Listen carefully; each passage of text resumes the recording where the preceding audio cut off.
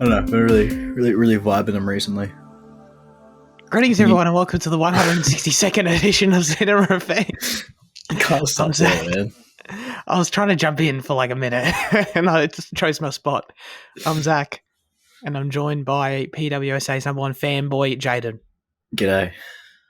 Good morning, and of course, John Cena, JC, the keeper of children, aka Fitzy, aka Liam. G'day, how are you? I'm good. I'm surprised you haven't veto banned the keeper of children as a nickname yet, to be honest. Not that I use it that much. I mean, you can choose to not bring it back, but that's okay. Oh, I'm not doing that. It's always coming back if I'm in power, you know? All right, ladies and gentlemen, this is Cinema Effect, the podcast where we review and talk about a different movie every single Monday. You can find us on YouTube, Spotify, Apple Podcasts, Google Podcasts, I think Amazon Music still, I don't know, all the apps. So subscribe on all those things if you enjoy the show. This week, the movie we're reviewing is called Nimona. It was uploaded to Netflix on June 30th, 2023. It was directed by Nick Bruno and Troy Quayne. It's an animated action-adventure film, and the synopsis says, when a knight is a futuristic medieval... Wait, what? I said is. Whoa, no, that's not right. When a knight in a futuristic medieval world is framed for a crime he didn't commit, the only one who can help him prove his innocence is Nimona, a mischievous teen who happens to be a shape-shifting creature he's sworn to destroy. Wow, a lot going on there. All right, we all checked out Nimona, brand new film. Jaden, what did you think of this particular feature? I thought it was pretty decent. Going into it, I knew almost nothing apart from I thought it was like a purely medieval film because that was the only screenshot I saw. So the whole sci-fi hybrid was kind of shocking and I think ultimately unneeded. I think it doesn't really add anything to the film. I saw Spooky in his review mention that there's it's got tons of LGBT themes, and I was like, oh, he just means it's a gay relationship. But no, it's an overtly queer film. It's a very obvious allegory for the trans experience. And I think it's done pretty well. And I think it's I don't know about you guys. I think this is the first kind of major film to deal with something from a major studio. Obviously you have indie films on the subject that blow up sometimes, but that are directly produced by Netflix, marketed, and then make it big. This feels like a first to me, I think. Yeah, I feel real dumb because I didn't take that away from the film at all until you just said it, and I'm so glad you got it out of the way quickly because otherwise I have a feeling I should probably mention it at the start. I would have just kept going this review and not pick that up at all because obviously there's strong themes of accepting people for who they are, obviously, and I obviously you can relate that to the trans experience, you relate that to racial experience, you relate that to so many different things. I thought it was going for a more universal thing, to be honest. That could, of course, apply to queer stuff, but I didn't literally take it that's the direct, but the shape-shifting element sort of makes sense in a way. I don't know. But I never really drew that line directly, to be honest. So, me so dumb. But yeah, did Luke write in a review that I meant to have ready to read, or was it just... it was on Letterboxd. Do we just ignore those? All right, yeah. I might get it up later. We'll see. Okay, well, for me, who clearly only half understood the movie, it did win me over in the end. It was kind of battling for my approval in the first half, though, between being unique and compelling at some points, and then getting into some pretty well-worn territory at other points, especially for animation, in my opinion. But the third act was my favourite, and where the film sort of ultimately left us was a satisfying place. So I did end up enjoying it. Liam, what about you? Yeah, I'm also I didn't pick up on those, the obvious kind of trans things, but thank God. Thank God. I thought it was, it was pretty good. It was pretty good. It was more entertaining than I expected, I guess. And the animation kind of grew. I mean, the animation was cool. The story was very familiar, but it had some cool twists and elements to it, I guess. So, yeah, that's pretty good. Okay, good. I actually want to start with, I don't know if this was a main takeaway for you guys. I do want to start just a little bit on the tone. Because for me, it was where I sort of struggled to get into it a little bit at the start. I was a little bit of two minds about it at points, especially with the humour, which I want to talk about. But I do want to sort of just start off by looking at the main character, if we can. of course, do what I love to do, a big yay or nay question. And that is, Jaden, Nimona is annoying, yay or nay? Yeah. Okay. Yeah. I don't like. I think it comes down to Chloë Grace Moretz's voice acting. Because I don't mind her as an actress. I think she's done well in other things in the past, but I think in animation, when you have this wealth of voice actors to go to, when you consistently cast big name actors, you need to be really sure of it, and I'm not really sure of her. I think Riz Ahmed, not is that who voiced? Yeah. I think he did a pretty good job, but I think a lot of like her jokes and quirks, of Nimona don't really land as well, partially due to the voice acting. Okay, interesting. How did you feel about that, Liam? Whether the voice aspect or just, of course, annoying, yay or nay? No, I mean, I guess that's like part of her character, but I didn't think she was like she was never overtly annoying to me. Like some other similar characters, sidekick kind of characters have been, I guess. But yeah, I did like recognize the voice sometimes, like when there's like a major actor behind it. It's a bit jarring sometimes because you kind of see it. But I thought the voice acting was good for the most part. Yeah, I totally.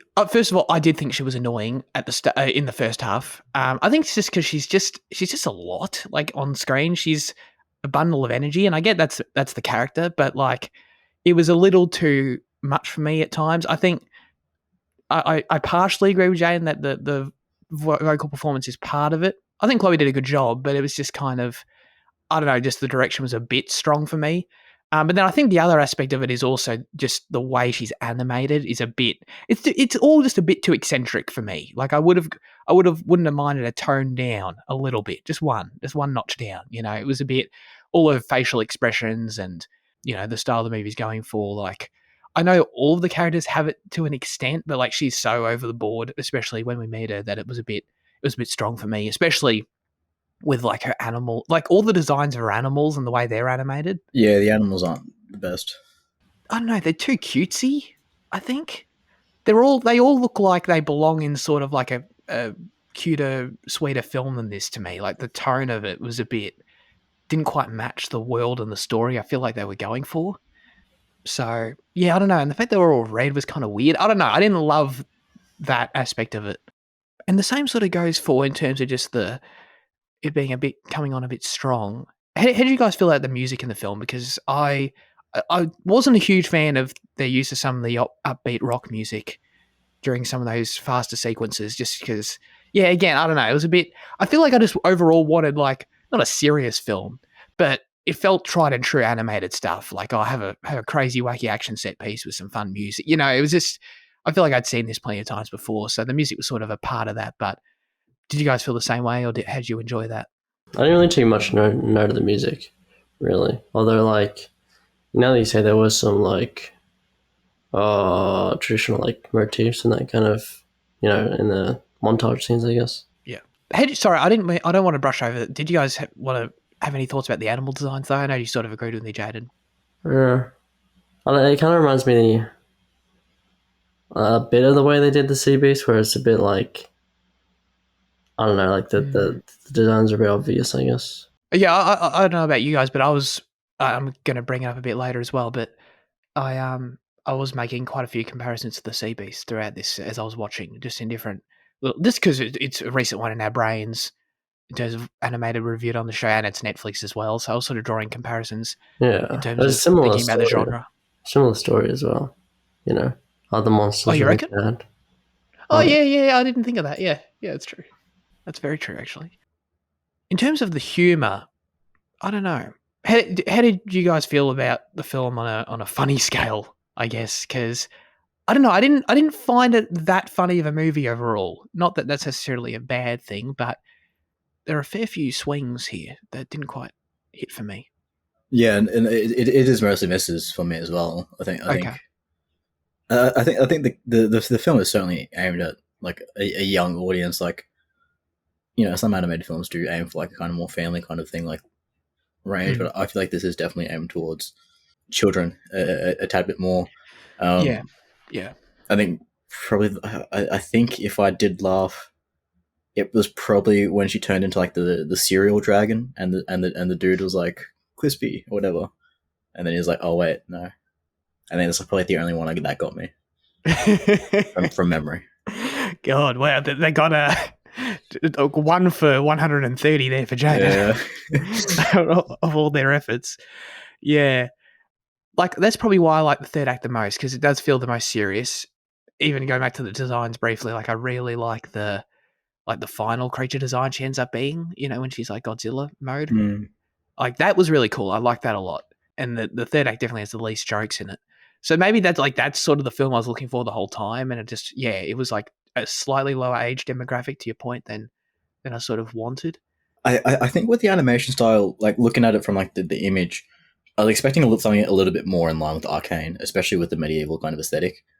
I wasn't expecting something obviously that mature, because that is a more adult show, but I was expecting it to kind of maintain like similar to you, I think, like a more steady level of threat, maybe even, because it doesn't feel like a, I mean, not that this is exactly what you're saying, but sort of half related. Like, it does feel like the fact that they're wanted for so much of the movie, just from a story perspective, they're wanted for so much of the movie. It doesn't really feel like it's ever that much of a concern, considering they're in public so much, as a bit of a side. But yeah, I agree overall with that. But I guess on the art style a little bit, how do you feel about it, Fitzy? If you want to compare it to the Sea Beast as well, if you want. I think I was kind of expecting it to be like more than it was, kind of. Oh, okay. Because like the animation looks cool at first, but you kind of get used to it, and it's. I don't know. I think we're just like spoiled because of Spider-Verse, to be honest. But it's it was good in the end. It was okay. Okay. Yeah, you were expecting? Would it have been good or bad if it went more into Mitchell's versus the Machines territory? Oh yeah, like that. I guess that's something along the lines of what I expected. Because like even that, even though it was an average movie, it was the animation there was still awesome. Yeah, it was. That's true. I didn't love the art style of this movie. It obviously a personal thing. It just looks like Star Wars Resistance to me, which is just budget vibes to me. I don't know. Like, definitely, yeah, you're right about being spoiled by Spider-Verse for sure. But I will say, at least it's unique. I'm more than happy to keep comparing to Sea Beast because, we liked that movie a lot. But at the time, we definitely talked about how it does sort of, just in the way the characters look, does sort of look like a lot of other animated films we've seen before. And I will say that at least this one is definitely, probably said it a couple times, but it's quite, I don't know, stands out a bit more than the Sea Beast did in that respect, I think. And the modern day fantasy sci-fi mix of the aesthetic was something I thought was cool. Didn't expect that at all either, Jaden. But yeah, I don't know, like, the Sea Beast lore still sort of appealed to me more. I agree with your opening point about the sci-fi element or the modern day sort of element infused into the fantasy sort of feeling a bit unneeded. I don't really get the point, maybe other than just to try and draw a stronger parallel to our world today thematically, maybe. But other than that, yeah, I sort of would have, because the lore is kind of has cool elements. Like, I like the idea of, these knights that serve the realm, and you got the director and then the queen, and like, that's kind of cool. But I feel like I would have just dug it more if they just committed to their own fantasy aesthetic as opposed to then cars driving about, So I think I think a lot of the jokes they try to utilize with like the sci-fi kind of setting would have worked better without it. Like the whole car salesman pitch. Like if you were trying to sell me a horse, I think I would have bought that a lot more. That's a good point. Yeah. Like, yeah, I really think like the whole sci-fi thing is just feels really strange to me. Like, it's cool. I do think it's cool, but it's like they never really use it. Like you said, they never really use it in a way that's like really feels like it adds a lot. And it does sort of end up being like, oh, you could have just done something different. That is a great point, actually. Dude, there we go. Rider strike. Guys. Get me in there. You need some riders? That's a good gag, trying to sell a horse. That's great. But the other aspect of the humour, at least for me, was, man, oh my God, 10 out of 10 on the annoying scale was these really dumb, like, knight characters. Yeah. I don't know if you guys enjoyed them, but Todd is the worst character of 2023. He's going to be on the awards episode. I'm just saying. I knew you'd like that. I don't know. I knew you'd bring that up. Yeah, Todd was. Yeah, But he took up. He was in the movie so much, though. You know He what I mean? was in it a lot. yeah. For He had like, a lot of interjections. Like, if he had like 4 lines, then like, you know, Zach, maybe you're nitpicking. He was in it a lot. It was like definitely a lot. Way too much, in my opinion. Going back to this whole point I'm making, like the humor does sometimes undercut the serious moments quite a bit. Like, there's 10 scenes that just end up getting filled with snarky comments. Like, there's that. I think it's the scene where they're like, they find Bal's hideout, I think, or they're like I can't quite recall. They're searching in the dark alley or some shit for him, and like it's kind of a tense scene of like, are they going to find him? Are they not? And then Todd's just there going like, Todd. He says like Todd rules or some bullshit. I'm like, dude, what what are we doing? You know. So yeah, that aspect again, probably a younger audience, but didn't entirely work for me. What about Bal though? Touched on Riz Ahmed a little bit. Did he do anything for you guys in this particular story? Anything that drew you in terms of his role in the movie, or even if, you know, Riz brought something pretty solid to it? He probably was my favorite part of the film. Like, to be honest, I do like Riz a lot. I like his music. I like his acting in the past. I think his voice is great as well, and maybe that's why I'm a bit more partial to his performance here. The character does feel unique to an extent, I guess, but yeah, it still might muddy the lines with some more traditional kind of stereotypes that you do see in animations. And yeah. I wonder how much of that uniqueness just does come from his relationship that I feel. What, the fact he's gay? Yeah. You reckon? Probably. Yeah, maybe. Yeah, honestly, I do think that, I mean, obviously, I think it's fine he's gay, but like, I just don't. Yeah, maybe that, like, maybe it's like, we don't want to place too much value on it, you know what I mean? As like a thing that makes it good, you know what I mean? Yeah. So, yeah, no, I think that's fair. I totally forgot that Riz did music, which is funny. Good for him. Yeah, I agree. I like his voice and his cadence just in general. So like him being in the movie is cool. But I also am sort of a bit self-conscious, especially with these animated movies we've done, that I don't want to get in the territory of just saying all these performances, because they are good. Like, don't get me wrong, the performances are good. They're sound. The actors go in there and deliver. There's no doubt about that. But like, I don't want to conflate that with like pretending that it's anything like super special. You know what I mean? It feels like he was hired and he did a really good job, and that's sort of the end of it, in my opinion. Performance-wise, I think the strongest was probably the director. I really bought into her, I'd say. Okay. I recognised her, but she was an older woman. I recognised her, but I don't know what from. Oh, Frances Conroy. She was in Joker and 6 Feet Under and stuff. Oh, okay. Who was she in Joker? She was the mum. Yeah. Oh, okay. Cool. Yeah, I thought she was cool. That was sort of my favourite element of the movie, actually, her role in terms of the dynamics between Bal and Ambrosius, Ambro Man, and then her. Like, the whole angle of the story of, you know, who do you trust was sort of my favourite. The movie opens with, well, like, tried and true animated storytelling where it's like 1,000 or once upon a time or 1,000 years ago, or whatever they said, and they give you this whole fantasy world backstory, like, you know, like, I don't know, some sort of painting art style thing. And I'm like, oh my God, every animated movie opens like this. Even the scene. A bit Shrek, isn't it? Yeah. Oh, yeah. Well, at this point, I don't know if Shrek started it, but it's whatever. It's everything. So at that point, I was kind of like, okay, generic first minute here. So it really was, for me, like the accidental death of the Queen that grabbed me. Like, my engagement levels went up like 3 times the second that happened. I was like, oh, here we go. Okay, this is cool. So that was a strong start, and that sort of plot line was definitely where I was the most interested in the story. I think one of the major drawbacks for me in the film is that it feels pretty soulless until late in the third act, and I think for a film trying to tell the narrative using the themes that they are, that's like a pretty significant kind of thing, to kind of feel nothing to these characters up until she's about to kill herself. At that point is when the film really rescued itself, and like I was very into it. Not that I wasn't into it prior to that, but like that's where it kind of grabbed me and took itself above the standard tier. Yeah. But I think that because like I think that is though lacking from the majority of the film.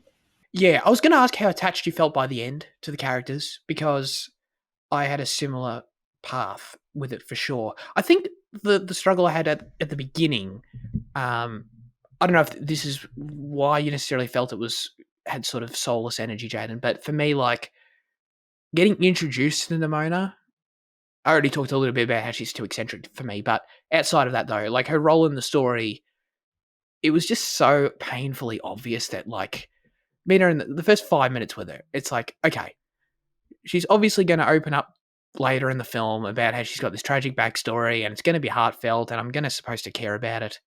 And at that point, it was just an uphill battle because it was just like so obvious to me. Like it was just, yeah, okay, been here, done that. You know what I mean? So at that point, the film was sort of had to win me over, is sort of the language we keep using. But yeah, by the end, it did. It did. So yeah, I was going to ask that, and it did for you as well, obviously.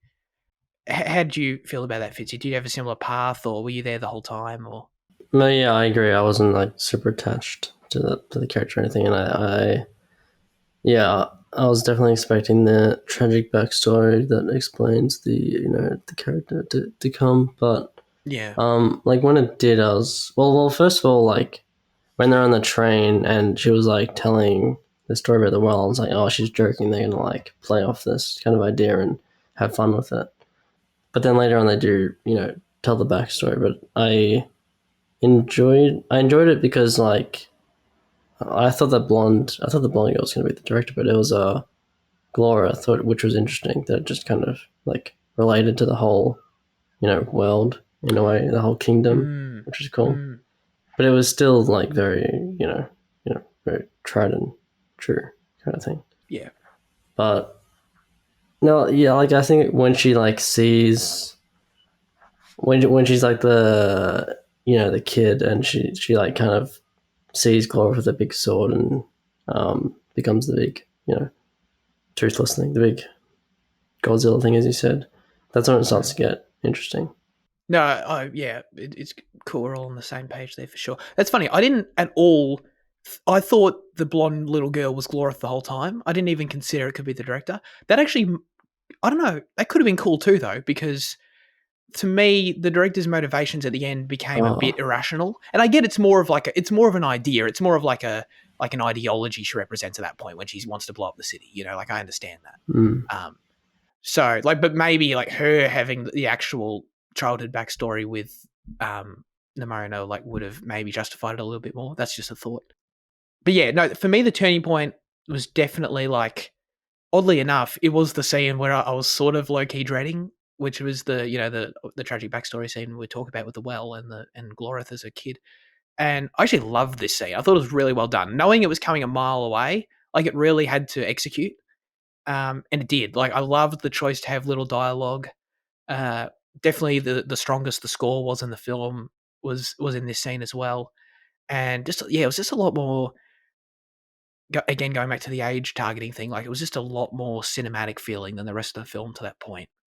Yeah, and like I said, I knew it was coming, but it did deliver. I thought it was quite touching, actually, quite sad. So, and yeah, like we've already talked about a little bit, but the scene where Belle stops her from killing herself was really strong. Like it was actually quite confronting in a way. Mm-hmm. Like, screams. It was like, oh, that's quite effective. And the visual of it was great with like her heart coming out. It was all that was all really, really good stuff. So yeah, I'm happy they took that direction. And then the sacrifice and everything finally felt like the film at that point was taking itself a little more seriously and ultimately landed its themes quite strongly. So yeah, I was really, really happy with that. Since this is adapted off of a comic, I wonder what the tone of the comics is like. Because I'd imagine it is more in line with the seriousness that's been toned down for family animation. Yeah, that's a great point. I've got no idea. Did you go to the trivia and see it was based off the? Or did you know that already? No, I just saw it in like every comment on Letterboxd. Oh, okay. Yeah. I actually didn't look at the trivia. Yeah, I probably should have. No, there was no trivia. There was no trivia in this movie. Are you ready for the only trivia in this movie? Which I really did take note of. Actually, I thought it was interesting. there were 15 minutes of closing credits. Yeah. Without them, the movie's 84 minutes long. So I was sort of in my head. Was the movie only 84 minutes? Yeah, it was. I think an argument could be made it was too short. Yeah. I don't necessarily think that, but I thought it felt long. Holy shit. Oh, really? Yeah. Yeah, I was sort of. It was funny because when we were entering the third act, and I think I paused it, and I saw that it was like at that time maybe like 40 something minutes left. I'm like, oh gee, really? And then it ended up, and then it accelerated and accelerated. I'm like, hang on, they can't be 40 minutes. What the hell's going on? This movie is about to end. And then it ended, and then it was like 17 minutes left, but it was just great. Yeah. I had a similar thing. I was like, wait, this movie's wrapping up right now. Yeah, but right. It says 20 minutes left, so I'm like, but yeah, like I think it ended up being a bit too short. And I think you could have maybe added some more stuff with like the director. Maybe it was like a Minority Report thing where you could have like extended the villain's, motivations a little bit. Making this film more like Minority Report is a bad thing because that movie sucks. Okay. Wait, didn't you like Minority Report? I think I gave it like a 6 or a 7. I can't remember. Yeah.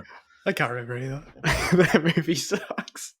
No, that's actually, I totally agree. That's where I would also extend it a little bit just because, yeah, like I said, motivations are a bit lacking on the director's side, and also like the scene, for example, where they make the fake video of her. It's not a fake video. Where they fake her out into confessing. That all does feel quite quick. Like, I feel like you could have a bit more back and forth of trying to get her to confess or trying to get, you know what I mean? They sort of just did it very easily. Yeah, they're too efficient. Come on. Yeah, exactly. Characters are too good at their jobs. Work. Yeah. Yeah. I lied. I actually have another piece of trivia. I forgot. Originally, this was a production of Blue Sky Studios. The film was cancelled following Disney's shutdown of the studio in early 2021. At the time of its cancellation, the film was reportedly 70% finished in layout. Do you guys know what that means when they say in layout? I don't know. Is that like storyboarding or some shit, or is that? Like, that's what I would have thought, but yeah, I don't know. Because I feel like the trivia is trying to make the point like it was close to, but that actually doesn't sound like it was that finished. No, I doubt they'd. Yeah. In layout, yeah. It sounds like it's in pre-production then to me, but I don't know. I thought it was interesting that most of the like this film has like fucking 7 or 8 writers, and I think they've all been attached to Disney projects in the past, and I thought that was interesting that like there were Disney people that were working on this. Yeah, and I assume, I don't know, but the film was obviously revived by Anna Penner and Netflix, which is how this came out. So yeah, I wonder like how many of them stayed on versus like some of them are past credits for their work, and then maybe some new people came on. I don't know. Maybe a bit of that. I also wanted to ask, how do you guys feel about the actual like ending, like the last 30 seconds, in terms of this tease they do where like it's like, oh, Nimona's back at the very end, she didn't die. I feel like I've seen this exact ending like 3 times before, but I couldn't tell you where though. That's the vibe it gave me anyway. Where would you have felt it though? In like animation as well though, right? Yeah. Where it's like you think the main characters had a big sacrifice moment, and then at the end there's like in Tangled. Are they actually dead? In Tangled, do you think that Eugene, or whatever his name is, dies, but then he rocks up in the narration in the last little like minute? If that's a similar feeling. Oh, okay. No, I don't really remember Tangled, but. No, I'm talking about literally the way they do it, where it's like the first person angle, and it's like you're here, and then they cut. I'm exactly that. I feel like I swear to God, yeah, I just can't pinpoint like. Yeah, yeah. It wasn't the sea beast, was it? Did the beast die, and then it was teased that the beast lived, or am I making that up? I don't think no. If I'm thinking the sea beast this whole time, I don't know. I'd have to think about it more, but I swear to God, I've seen this exact thing done before. But I mean, at the very least, I can definitely tell you that I've seen the whole we cut to credits in a colourful way mid sentence. Like that's happened thousands of times. Spider-Man: Homecoming comes to mind for some reason, but that's what I thought of. But there's plenty of other examples for sure.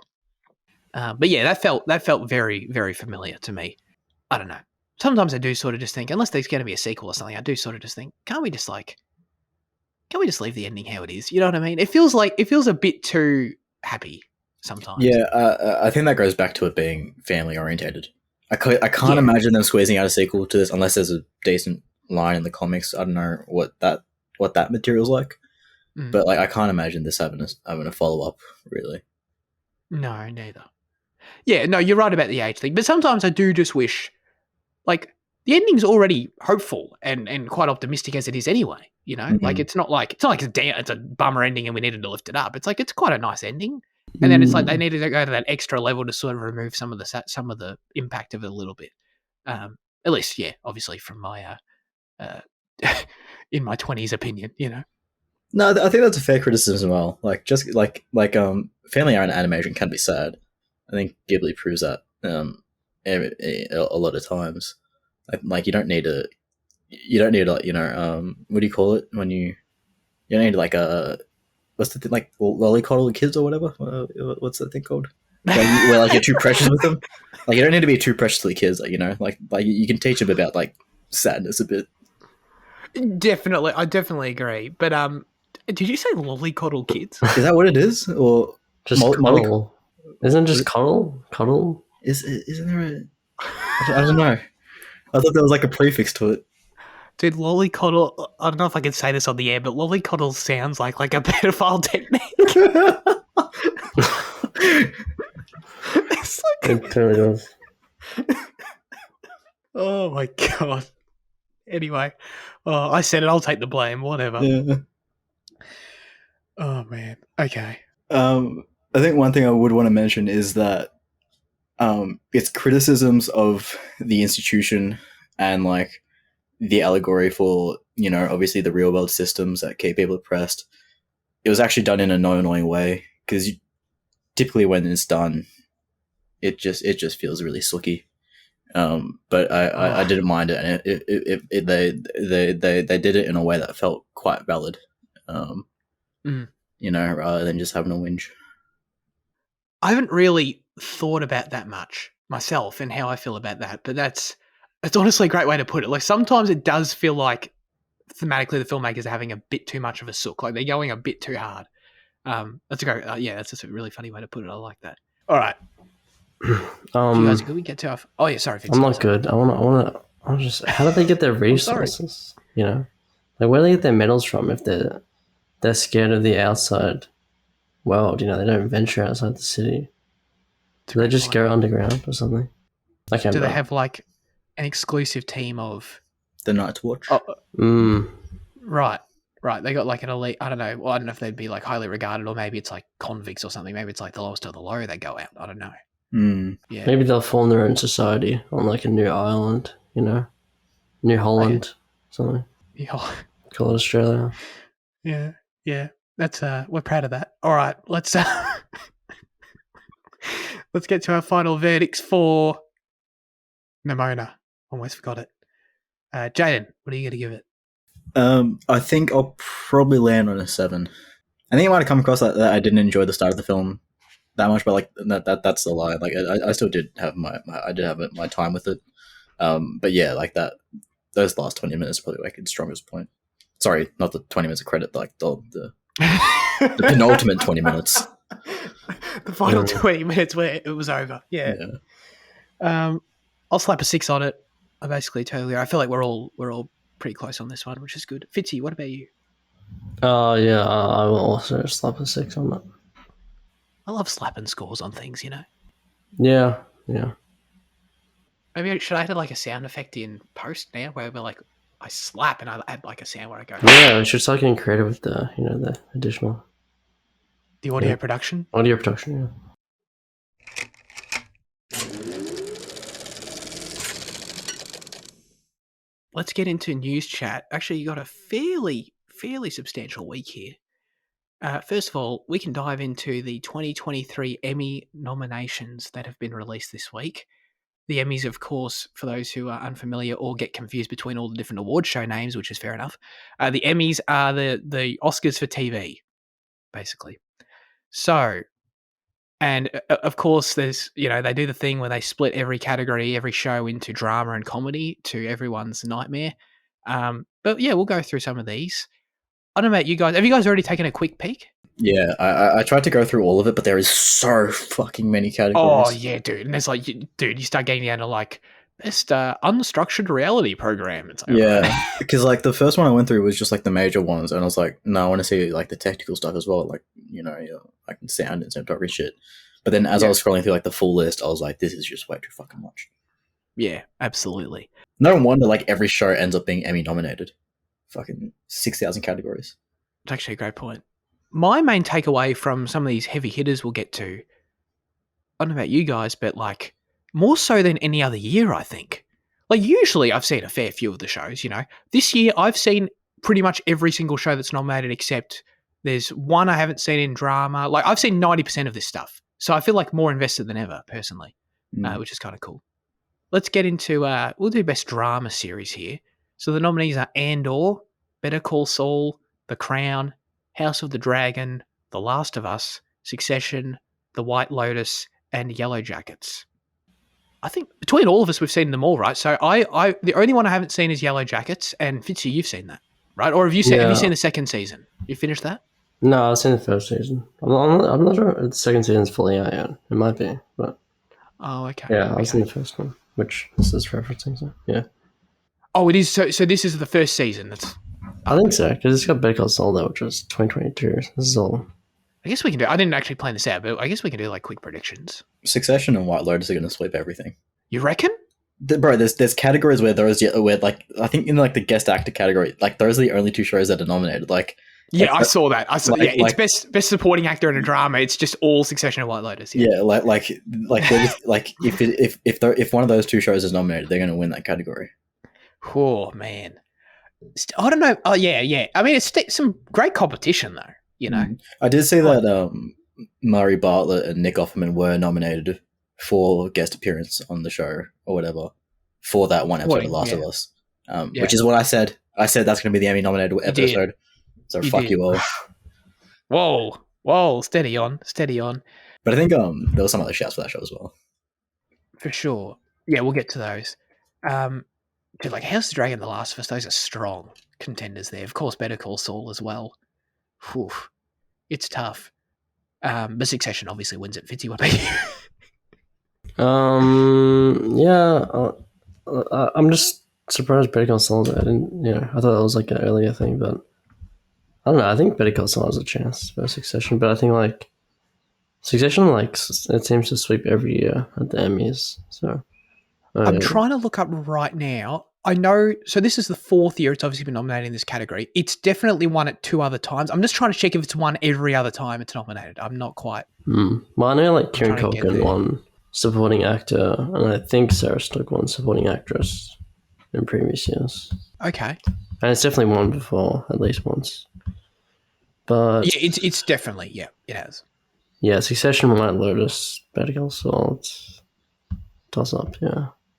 Yeah, there's a lot of great ones there for sure. Best actor in a drama. You've got some interesting Succession stuff here, actually. But we got Jeff Bridges for The Old Man, which I have not seen, but I want to see. Brian Cox, Kieran Culkin, Jeremy Strong, all from Succession. And now an ad has blocked my view. Dude, this Subway Barbecue is back. I don't give a shit. Can I see the rest of the nominees, please? Thank you. Pedro Pascal in The Last of Us. Bob Odenkirk in Better Call Saul. That's it. So yeah, I don't know about you, Fitzy. I feel bad for Kieran getting in Best Actor here. Because I feel like if he was in Best Supporting Actor, he'd have it in the bag. But he's up against Jeremy. And you know what I mean? He's up against Pedro. It's like, oh, that's tough. Yeah.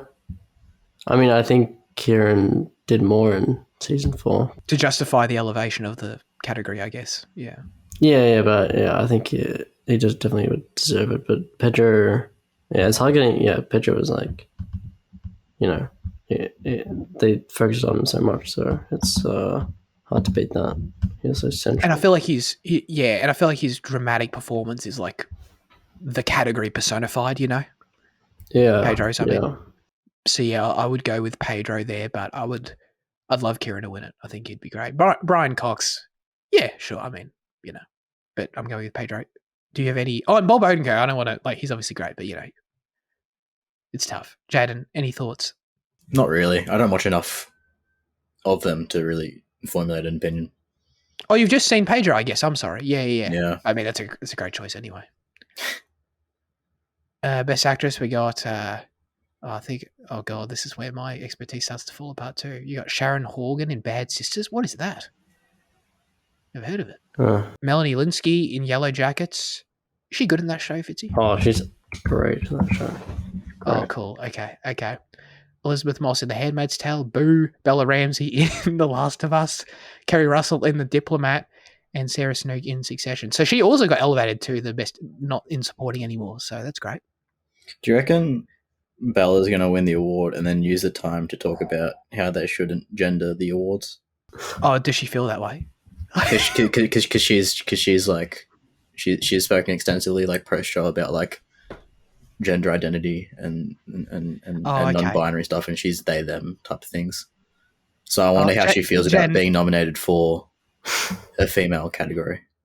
Jen, I love how you always like ask me these questions that are like social media discussions that I've never heard of in my life. But I do find them kind of interesting, to be honest. If she would, why wouldn't she talk about it? Why not? Huh? I don't disagree with her either. Why wouldn't she talk about it? I don't know, because like they tried the whole non-gendered thing, and then it just ended up being crap. Did they? One of the awards did. I think it might have been the MTV awards, some shit, like one of like the non-serious ones. Oh, okay. Yeah. The Razzies. Okay. Yeah, maybe. I don't know. I mean, I don't know. Like, I feel like separating. I totally agree with the logic. Like, there's no reason like male and female actors shouldn't compete against each other. I totally agree with that. But I feel like it's the logic of it though is just it's the same as splitting the drama and the comedy and splitting the actors and the actors. It's just so more people can get nominated and win. I feel like that's literally the only reason. Which you could argue is like not a bad thing as well, maybe. So I don't know if you look at it from that way. Yeah, but then the thing is, like, if you have them non-gendered, but then you have a ratio of 5-1 male to female, people are going to complain about sexism again. Yeah, then they've got to consider weighing up so everyone like there's even nominees in the categories. Yeah, but then at that point, by that point, it's just the same thing. Yeah, and they have an extra. Yeah, that's true. It's a great point. For me, this is obviously between Bella and Sarah.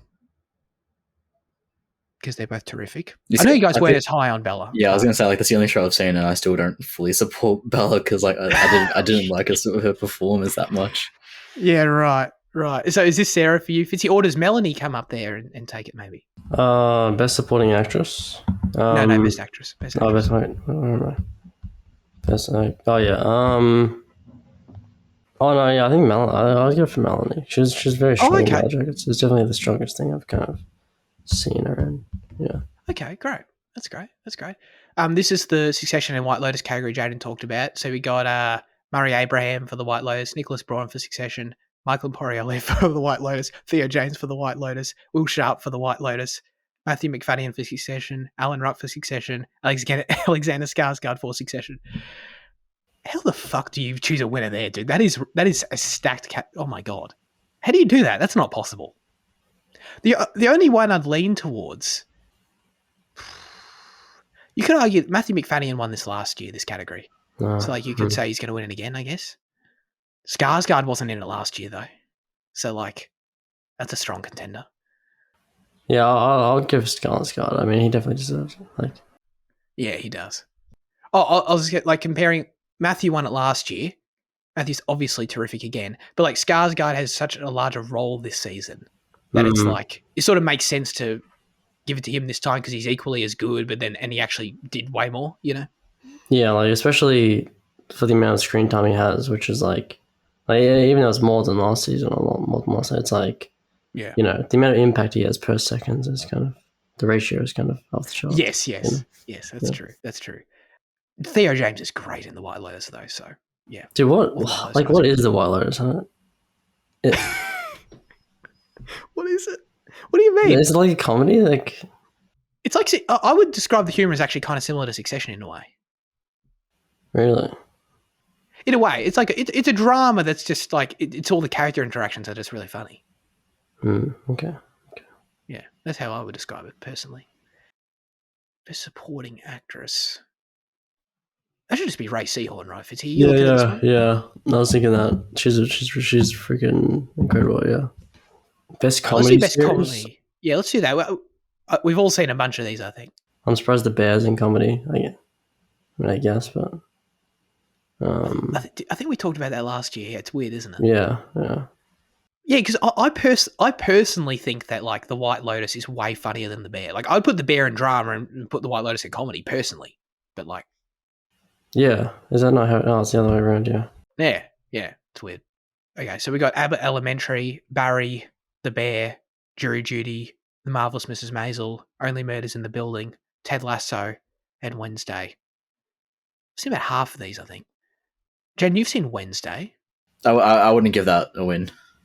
Knowing how Liam and how the world speaks about the Bear, I think very few of the categories Wednesday is nominated in is actually deserving. Especially like the cinematography award. Like absolutely not. Any technical award at all. That show is not technically like fucking good in anything. Because it's just Netflix washed out kind of production mostly. Yeah, I finished Wednesday this week. I was going to get into it in my highlights. Yeah, so I totally agree with that, 100%. For me, I think we've seen 9 episodes of season. Oh my god, what season is it? Season 3. But Ted Lasso still wins this for me for sure. Really? Yeah, I kind of I mean, for season 2 maybe I kind of didn't really enjoy the first few episodes of season 3, but okay. Okay. Season 2 definitely a contender, but this is for season 3 though, right? Because season 2 came out 2 years ago of Ted Lasso. Is it? Oh yeah. Yeah. So you go with the Bear, I guess. I guess so. I mean, I haven't finished season 3, but the Bear is the Bear. So. We can start winding down if you guys are happy. Are there any other categories, Fitzy, you're scrolling here that are catching your eye? I guess best limited series. Yeah, I saw Beef there.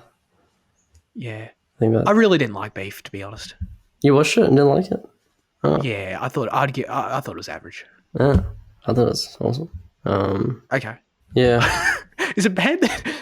I would definitely give it to Obi-Wan, but that's just me. What, no. Yeah, that's fair. Like Obi-Wan getting nominated was nuts. I guess. I don't know. It's definitely the winner in that category for me. It's also up against the worst, dude. Dharma's got the worst named show of all time. That is garbage. What market? That's like an AI. ChatGPT named that show. Dharma. Monster. The Jeffrey Dahmer story. That's terrible. Oh my god, I hate it. Taron Egerton's there for Blackbird. He did good in that. So. Oh yeah. Prey is nominated as a TV film. Actually, I found that interesting. Interesting. Yeah, they do count like straight to streaming these days as TV films. Is that why? I just thought it was because the American how it was just like I thought it was just like distributed weirdly in America maybe. Well, it was just put on. It was the same. It was put on Hulu there, which is Disney Plus Star equivalent. So yeah. Okay. It's interesting. Yeah. Because I saw that popping up, I was like, what is this Prey TV show? Very good. You can, if you're interested, feel free to continue scrolling through the Emmys nomination list. You'll be there for 4 hours. Okay, let's get to some of the trailers this week. First of all, we had Wonka. Did we all see this, or did you see this, Jared? I guess is what I'm asking. Sorry. No, I saw parts of it. Okay. All right. What do you think of those parts of it that you saw? I don't know. It was nothing for me. I don't know at all. Like Timmy wasn't very convincing as a Wonka at all. The aesthetic looks alright, I guess, but yeah. I do quite like the original with Gene Wilder, so I'm going to be a bit of a hard ass on this one. So Willy Wonka's meant to be American because I'm like his accent stuck out to me because everyone else is British in the film, but like I was trying to think about this. Like I guess everyone else that's played him has been American, right? Yeah. Like, yeah, I guess. I know. I'm just trying to think. Does Johnny Depp do some weird British accent or some shit that I'm forgetting? Or, nah. He does some weird shit, but it's not British. Yeah, that sounds about right. Okay, Fitzy, what do you think of this trailer? Wonka was wanker, you know. That's what Wonka was. I don't know, like very childish, very, very, you know, very directed towards kids, I guess. Okay. And Timmy doesn't. Yeah, I don't think he makes a good Willy Wonka. He tries to be like quirky and weird, but it just comes off as cringe in the trailer. So, yeah, it's a no from me. Luke called it arse, right, in the Discord. I think I saw. Yeah, but So funny. Spooky has this ingrained hatred of Timmy. So like anything he says is kind of invalid because like it's just Oh yeah, you kind of have to. biased. That's kind of true, actually. He thinks he's like a TikTok boy or whatever that He is. calls him like a wet rat and shit. That's so mean. Okay, this Wonka trailer, yeah, I thought it was kind of ass too, to be honest. I mean, it's by the guy who directed Paddington, which the trailer makes very clear. So I guess they're going for that kind of thing, and that's kind of cool, I guess. It looked nice, but yeah, I mean, it's just not my thing. I guess I don't think there was anything wrong with it, but it's just not. It's not up my alley. The whole vibe of it, it's just very over the top, like. Look at the camera and sing sort of shit. That's just, I don't know. It just makes me tap out for sure. Although I'm not going to lie, I did definitely get a kick out of seeing Hugh Grant as an Oompa Loompa at the end. That was pretty funny. Like I'd see it just for that, to be honest. When he said he couldn't stop dancing, that made me laugh. So we had the Napoleon trailer. This is Ridley Scott's next film. His next. It looks certainly like an epic to me. What do you think of this, Fitzy? Yeah, I mean, I forgot I even watched it, but I guess it was a pretty good trailer. Yeah, I don't know. It just gives a bit too much Ridley Scott vibes, you know. Oh, really? It's a bit too Ridley Scottish, but I mean, I'm looking forward to the story because there's no modern. There's not a lot of modern films about Napoleon, so that's good. Yeah, I didn't know who Napoleon was until Jaden taught me live on the air on like an episode of this show a few years ago. So I know nothing about this guy, so that's kind of cool for me. I thought this trailer was cool. I actually didn't finish it because like I started it, thought like, oh, this like the movie looks amazing. Like the scale and there's some medieval not medieval, I don't know, whatever era you call that. Battles and shit on horses, and I'm like, dude, that shit looks incredible. So I sort of got a vibe from it visually that I'm definitely going to want to see it in the cinema. And then I was like, oh yeah, I'm good. I don't need to watch this anymore. Like I'm in. So until we go see. You go see Mission Impossible, Oppenheimer, and Barbie, and all the other shit, and you see the trailer 4 times. Oh yeah. Well, no, I'll just awkwardly look away like I always do. Yeah. So yeah, I'm definitely. It's definitely piqued my interest 100%. Did you see this, Jane? Nah. Okay, that's all good. All right, Jane, let's get to Ahsoka. Thank you very much for watching it before the show and not leaving me dry. That's all the saying, is it? High and dry. Leaving me high and dry. Yeah, that's right. Okay. Bit of Radiohead, fucking loser. Sure, yeah. That was towards Liam, not you. I figured. Yeah. Okay. What do you think of this trailer? Yeah, I thought it was pretty decent. I like rather decent actually. Like story wise, character wise, everything that it looks like the building seems really cool. I just think the only thing that kind of falls flat, and that has fallen flat in the past, is that the TV shows have never been able to visually replicate what the films are. They never feel like as much of a kind of spectacle. And when you're transitioning these characters from animation where you can do what you want and like there is like really beautiful animated sequences, this trailer kind of seems a bit flat in that aspect. So I think that's like the major drawback I saw, which isn't really too significant at this moment. But everything else they built was sick. Seeing Thrawn was awesome. Seeing more of the motivations of these new Inquisitor things, whatever they are, because they're not Inquisitors, are they? Yeah. No. Seeing all that shit was awesome. Unfortunately, Sabine cut her hair again. Yeah. It wasn't long lived. It was not long lived, Jaden. I thought this trailer was fantastic. I can't wait for this show. Definitely my most anticipated show for the rest of the year, obviously. But just some of the story. I mean, obviously, this is the sequel we've been waiting for 5 years. Pumped about that. And so far, like, the questions the trailers have been asking of me as a Rebels fan have been really, like, Dave's hitting all the right notes here. He's doing it. I'm like, this is the kind of stuff I want you to be setting up for me right here. They tease some interesting stuff. Sabine using Ezra's lightsaber. I was like, whoa, alrighty. Dude, what do you think of Lars in that paint? For a second, I thought you meant Owen Lars, and I'm like, oh, I know, he means Lars Mikkelsen. I thought he looked great. I think he looks really great as Thrawn. You're kind of limited to see what his acting's like because it's just kind of static shots of him mostly. But he's going to kill it. Yeah, I fully believe in him. 100%. If he just stands in front of a window and talks menacingly like the entire show, I'm fucking done. Yeah, absolutely. Yeah, I think he looks great as well. I'm so happy he's there, man, because it was up in the air for a long time if he's even going to do it, and he did. So that's awesome. I hope Yeah, it works out and- for him the most, to be honest. Like, because he's the one with the most stake in it, being like the one of few returning cast. yes. I hope it works out for him. I really hope so too. I really think it will. I really have a lot of faith in. I have more faith in him than Hera at this point, to be honest. And I think Mary will do fine, but I think he's got it. Do you think they're going to make her speak like that weird broken French when she gets stressed at one point? That'd be pretty cringe. Oh my god, I don't know how I feel about that. But in terms of other things, the story seems to be setting up. Like, this is the first time that it's insinuated in the trailer that Ahsoka trained Sabine at some point, which is very interesting. Get there. I assume not as a Jedi. So that's like, what the fuck's going on there? That's kind of cool. And yeah, as you said, these non-inquisitor people that Ray Stevenson unfortunately really passed really recently, which just sucks because he's going to be the main villain of this show. So I'm looking. Hopefully, his work's fantastic. I'm sure it will be. But he is. The trailer revealed that he is a former Jedi for the first time, and that he says he knew Anakin. Which didn't they reveal that like just as an information, or was that just fan theories? It was definitely not revealed. Oh, okay. Yeah, so I don't know. But yeah, he says he knew Anakin, so he's obviously a Jedi from the Clone Wars, I guess, which is kind of cool. So I'm into that for sure. And of course, the main thing, Jane, we're only about 6 weeks away from getting a new Kevin Kiner score, so get hyped. Yeah, you just know that like there's like I love Kevin. I love what he does consistently, but like you just know there's gonna be 2 or 3 that he just fucking puts everything into. And just fucking. Oh man, absolutely. Oh yeah, there's definitely there's going to be a couple tracks that get added to all the playlists here, or at least mine.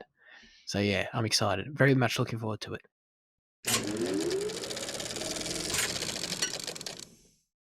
Now it's time for our highlights of the week. Fitzy, what have you been watching?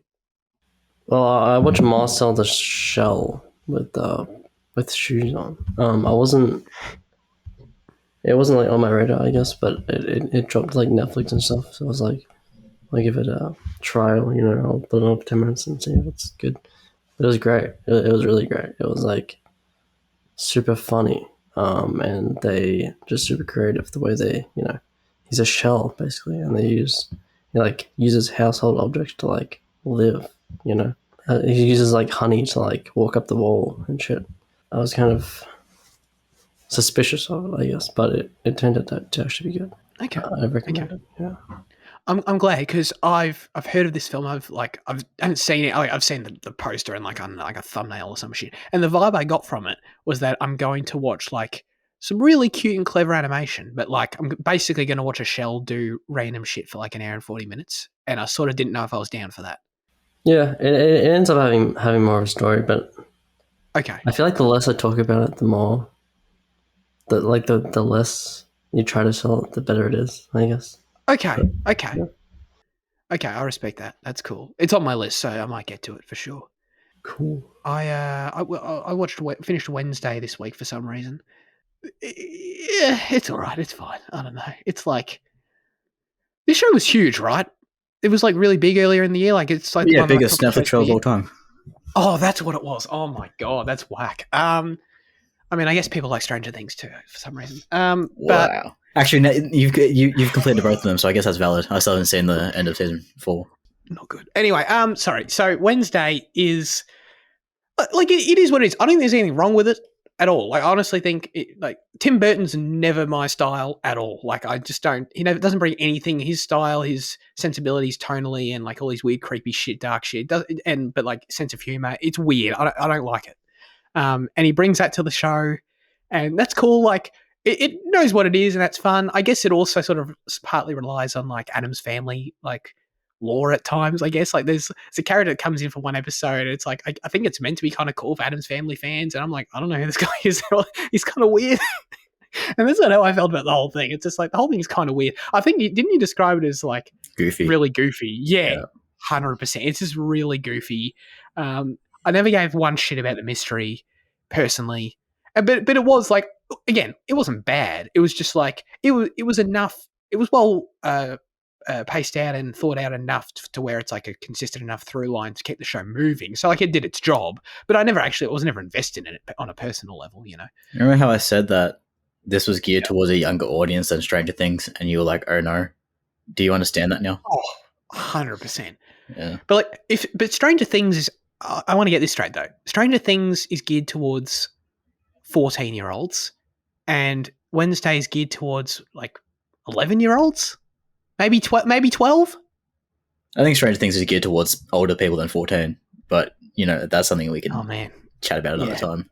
Yeah, definitely. Yeah. So, but like I said a bit earlier, Jenna's my favorite part of the show though. Like some of her dialogue is kind of like borderline cringe, but like I enjoy laughing at it though. Like, and I don't think I'm meant to think it's like genius writing or anything. It's just kind of silly and fun for what it is. And I think her delivery as the character is really good. I don't have any history with the character, so I don't have any comparison like what other Wednesday performances are like or whatever. But the character is obviously a unique character, and I like that about it. And I think she brings it to life quite well. So. Yeah, if anything, like there's some other like teen actors in it that are pretty bad. So like she definitely stands above them, and Call them out. Who is it? I'll just say B-Boy. You remember B-Boy? Who? B-Boy, the guy who's into the bees. He's like all about his bees. Yeah. Yeah, that was Wednesday. I got through another 2023 show. I think it was 2022, wasn't it? No, it was this year. Yeah. Oh, was it? Oh. Yeah. Cheers. Yeah, there you go. Year-end awards, Jaden. There you go. Get excited. What have you been watching? I don't know. Not much. I watched this. I watched this movie called Urban Legend, which I was expecting too much out of it. Really, I don't know. It just popped up on Stan one day, and I was like, "Oh, this sounds sick." It's like this a post-Scream slasher film. I was just expecting way too much out of it. I thought it'd be because like it's not a movie I heard about at all. It's not a movie I was hardly familiar with the cast. But you know, sometimes you just see a poster, read the byline, and you're like, "Damn, this is gonna fucking be awesome." So it's like catered towards me. But yeah, it was just kind of flat.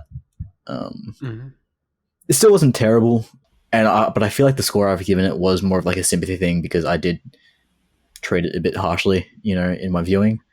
The sympathy score is a real thing. Yeah, but like the acting is not great. The mystery is super easy to understand. Like and like you like it's super easy to what do you call it, predict. Jared Leto's there in a minor role, so that was kind of exciting. But then like there just really isn't too much. Like it's understandable why this is a forgotten slasher, especially given in an age where it was meant to be researched. But yeah, it's on me.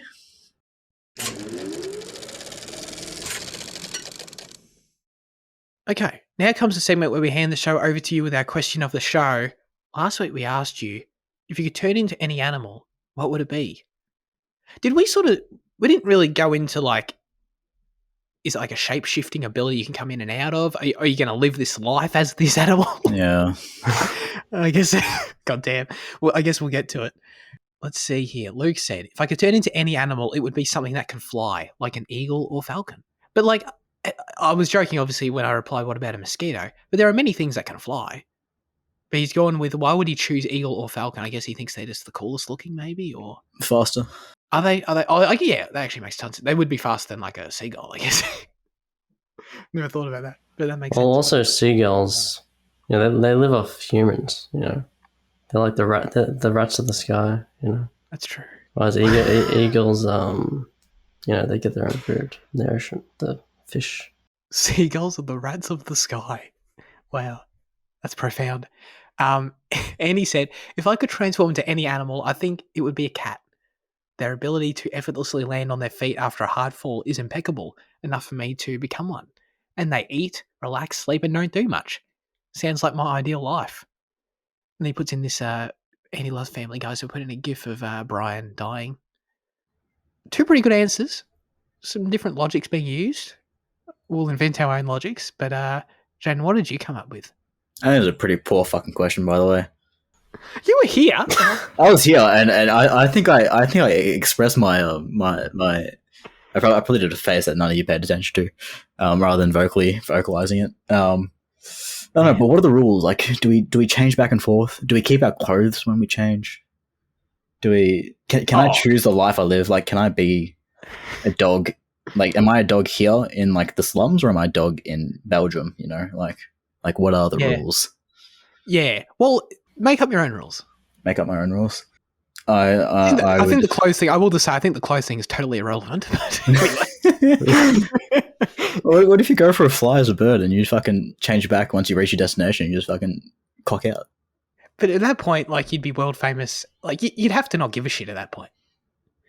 So you assume I'm making money and recognition off of this ability? Surely. Right.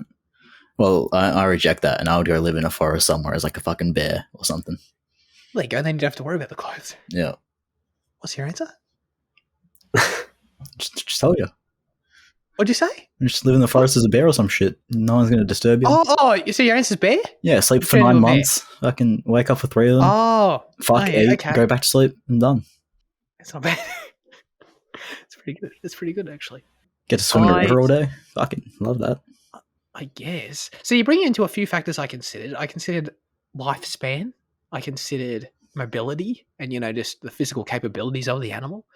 And I also considered the environment. So for me, like, when I'm thinking about the environment, this is, sorry, to be clear, my criteria in this particular answer is like I am becoming this animal for life in this scenario. Yeah. So for me, in terms of environment, no hunting allowed, no worrying about food allowed, or the dangers and diseases of the wild and all that bullshit. I'm out on that if I can choose, obviously, you know what I mean?